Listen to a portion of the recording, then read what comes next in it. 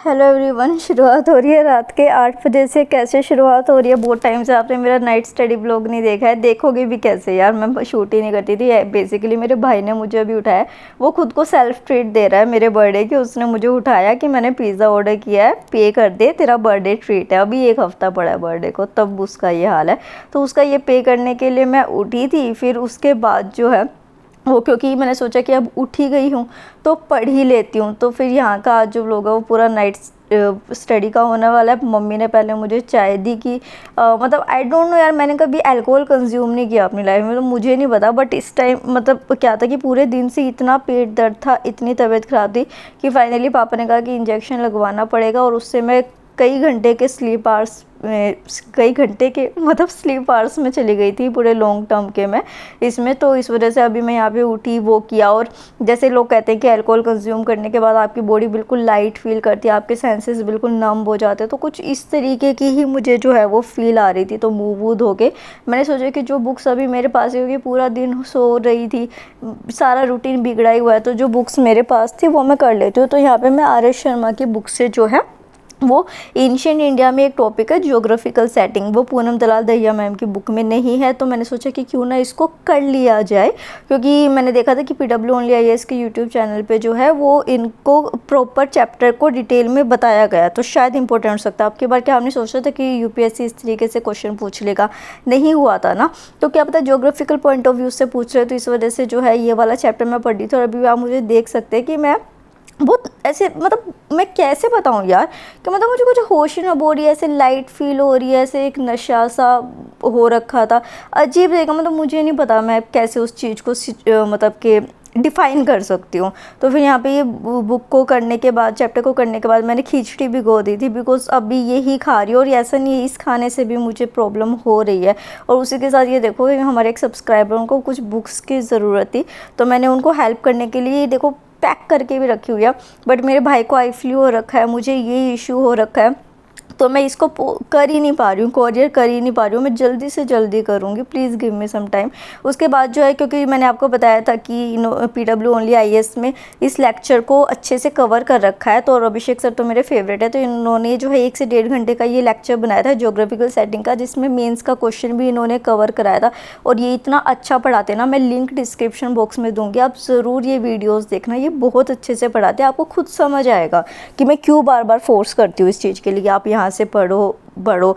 और उसी के साथ क्या होता है कि जैसे जो अभी 2024 और 2025 के लिए जो स्टूडेंट्स हैं ना, उनके लिए बहुत अफोर्डेबल बैचेस भी लाए गए, ताकि हर कोई अपनी तैयारी को अच्छे से कर सके, अपनी UPSC के सपने को पूरा कर सके। जैसे संकल्प 2025 बैच हिंदी इंग्लिश में सिर्फ 10,999 के अमाउंट में मिल रहा है। प्रहार 2024 बैच इंग्लिश हिंदी में 8,999, और टाइटन 2024 जो कंप्लीट इंग्लिश लैंग्वेज में है, वो भी आपको सेम अमाउंट 8,999 में मिल रहा है। और ऊपर से मेरा कूपन कोड लगा दो TS 500, तो और 500 रुपये का डिस्काउंट आपको मिल जाएगा।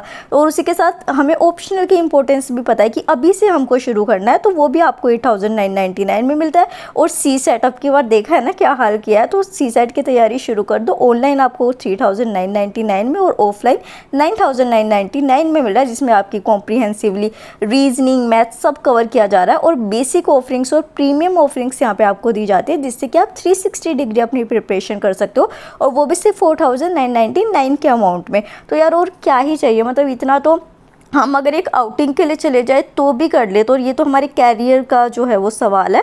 तो सारे लिंक आपको डिस्क्रिप्शन बॉक्स में मिलेंगे, आप UPSC वाला को जो है परचेज़ कीजिए। इनकी YouTube वीडियोस भी देखिए, बहुत अच्छी होती है और आपको ज़रूर फ़ायदा होगा।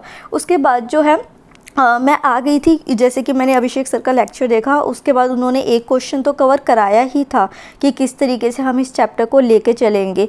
और उसी के साथ जो है ना, मैंने सोचा कि क्यों ना मैं खुद भी अपने जो मेंस का है पार्ट उसको करूं। तो मैं यहाँ पे बुक लेके बैठ गई थी अपनी, जो दिशा पब्लिकेशन की मैं बुक यूज़ करती हूँ मेंस की।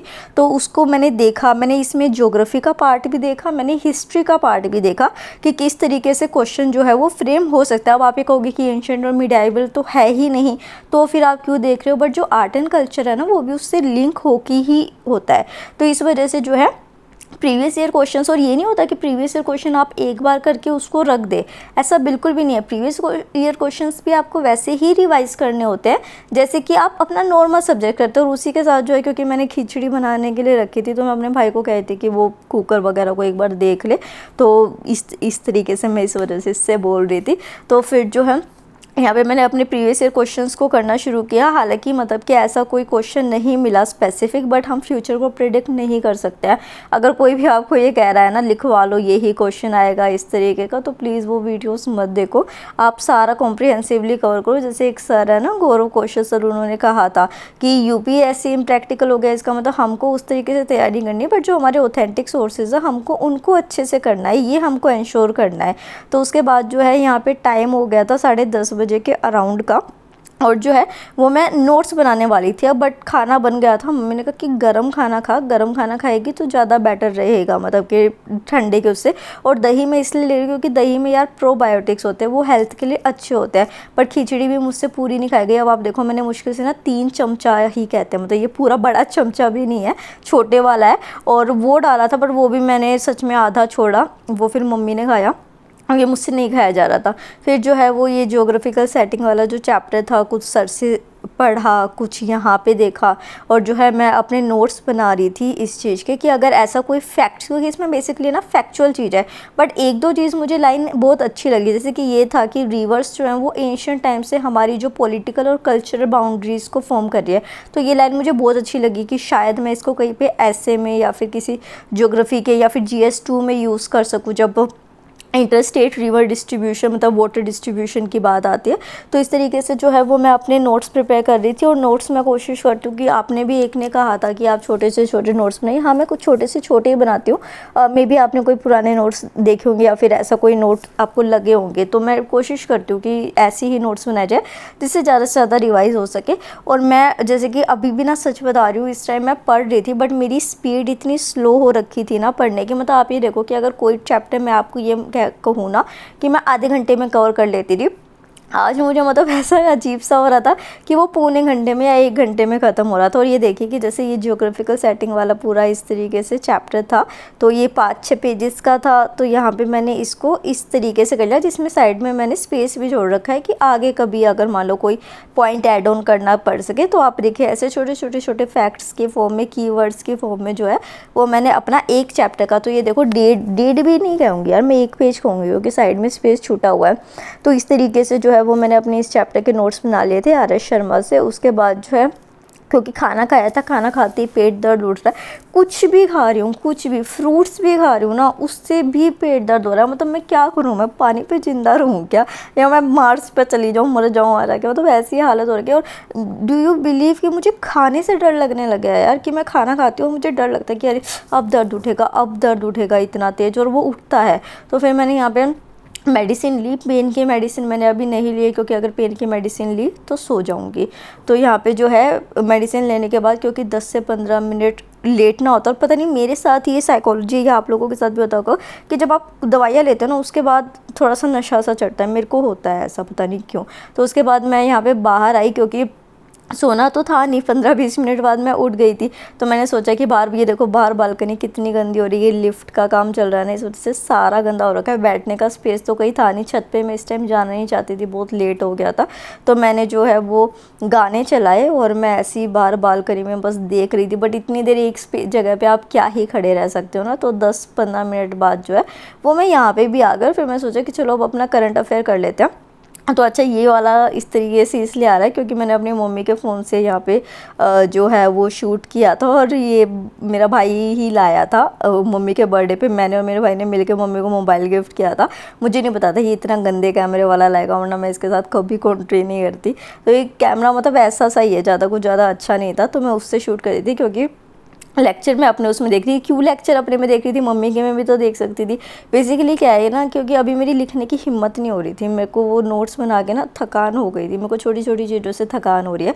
तो मैंने सोचा था कि मैं वो लेक्चर देखते हुए PW ओनली IAS के जो एडिटोरियल्स में देखती हूँ, तो मैं उसका स्क्रीनशॉट ले लूँगी और उसको मैं कल नोट कर लूँगी। तो इस वजह से मैं अपने से कर रही थी। और यहाँ पर 12 बजे के अराउंड का टाइम हो गया था कुछ, तो पहले इन्होंने आर्टिकल्स डिस्कस किया, तो इस वजह से हर आर्टिकल जो थे मतलब एडिटोरियल्स थे उनका स्क्रीनशॉट मैं लेती रही और कल मैं उसको नोट भी कर लूँगी। मतलब मैं बेसिकली ऐसा ही करती हूँ, जब मैं साथ में नहीं लिख रही होती हूँ नोट वो करके और फिर अपना कर लिया।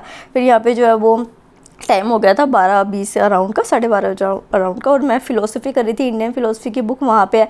तो मैंने सोचा सोशो पॉलिटिकल फ़िलोसफी भी वैसे मेरे को करनी है। और मैं यहाँ पे नींबू और नमक ले आई थी क्योंकि खाना खाने के बाद मेरा मन बहुत ज़्यादा ख़राब हो गया था और मैं लिटरली रात को किसी को परेशान नहीं करना चाहती थी। इस टाइम पर नींबू खा के मुझे थोड़ा सा सही लगता है।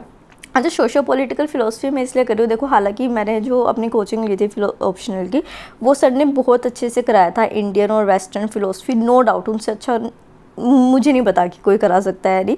बट जो है ना, उन्होंने सोशो पॉलिटिकल और जो फ़िलोसफी ऑफ रिलीजन था वो तो बस ऐसे खींचा था कि वो करने के लिए, और शायद ये बहुत बेसिक कंसेप्ट्स भी है इस वजह से भी। तो मैंने सोचा कि क्यों ना कर लूँ। तो यहाँ पे आज जो है वो मैं लिबर्टी जो था उसको कर रही थी, और ये बेसिक आप जो डेली करंट अफेयर्स है उसको भी अपडेट करना होता है। तो मैंने ये सोचा कि चलो इंडियन फ़िलोसफी तो पढ़ती हूँ, उसके साथ सोशो पॉलिटिकल फ़िलोसफी को साथ में ले लेती हूँ, वेस्टर्न और रिलीजन वाली जो है उसको साथ में लेके चल पड़ेंगे। और अभी मेरे पास बुक भी यही थी, इंडियन फ़िलोसफी। मतलब मैं ये सोचती हूँ लाइब्रेरी जाती हूँ मैं कि उठा के लाऊँ क्या, फिर सोचती हूँ नहीं कल आ जाऊँगी, फिर तबीयत ख़राब हो जाती है, फिर घर में रह जाती हूँ, इसी तरीके से चल रहा है। तो इस वजह से चीज़ें भी सिंक्रोनाइज नहीं हो पा रही है। पर मैं कोशिश करूँगी कि मैं रेगुलर आप लोगों के लिए व्लॉग्स ला सकूँ। आई नो बहुत ज़्यादा जो है रेगुलरिटी नहीं आ रही, हफ्ते में एक बार आ रहा है, पर मैं पूरी कोशिश करूँगी, प्रॉमिस। और उसी के साथ जो है यहाँ पे 1 बज गया था और अब मैं सोने के लिए जा रही हूँ। Thank you so much for this vlog, thank you.